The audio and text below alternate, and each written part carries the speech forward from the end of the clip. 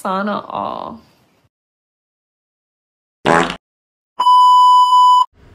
Yo, what's up mga buddy? Kumusta? Ako nga pala si Aldong. 6 years ng bus crew. Hanggang ngayon, may utang pa rin. Tara, sama ka sa biyahe ko. Yeah buddy, it's Friday. It's shuffle day. Halika dito mga tropa. Mga tambay.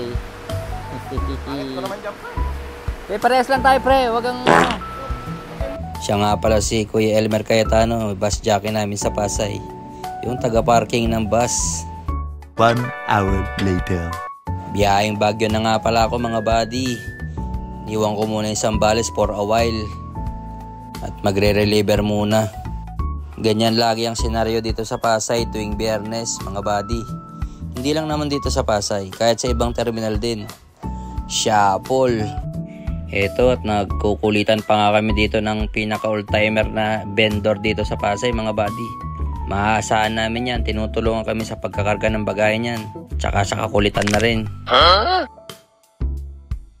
Pagkaparada namin, kinargan na kami kagad ng cargo mga buddy. Kaya garantisadong kita na naman to. Sana all everyday. Standing nga pala kami nung umangat kami dyan sa Pasay mga buddy.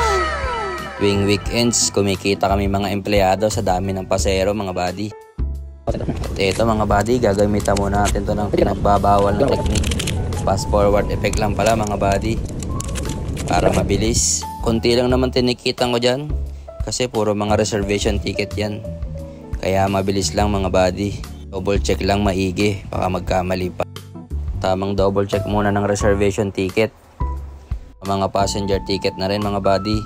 Para iwas report kung sakali. Para hanggat maaga, may ayos na din.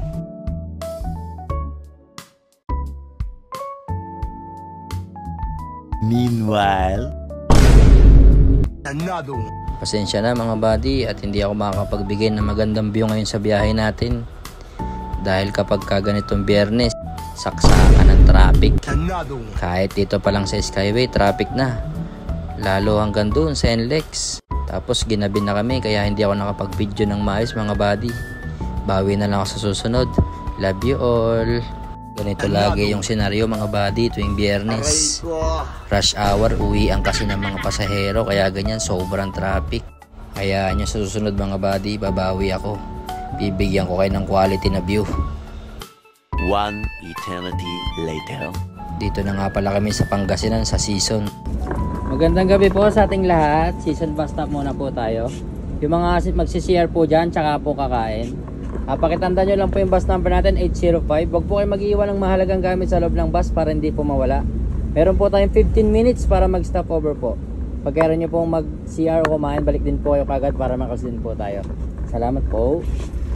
Sama rin nga pala namin nagbabus stop dito yung Bataan Transit mga buddy. Tapos eto, dadaling ko na nga pala yung ticket ko tsaka trip slip sa mga inspector. Check kasi nila yan mga buddy bago aakyat ng Baguio. Ang naka-duty nga pala ngayon Sir Walter tsaka si Sir Jason. Good pa yan sa mga inspector na nasa linya mga buddy. Dito lang sila stop inspection. Yan, food trip nga muna mga buddy. Isda tsaka gulay para healthy. Uy bars. Eto nga pala yung kasama ko mga buddy. Driver Renz Sarmiento.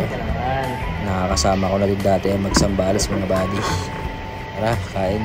2,000 years later.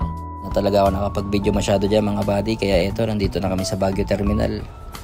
Pasensya na talaga mga buddy. Maraming salamat pa rin sa pagsama sa akin mga buddy. Hanggang sa susunod ulit. Okay.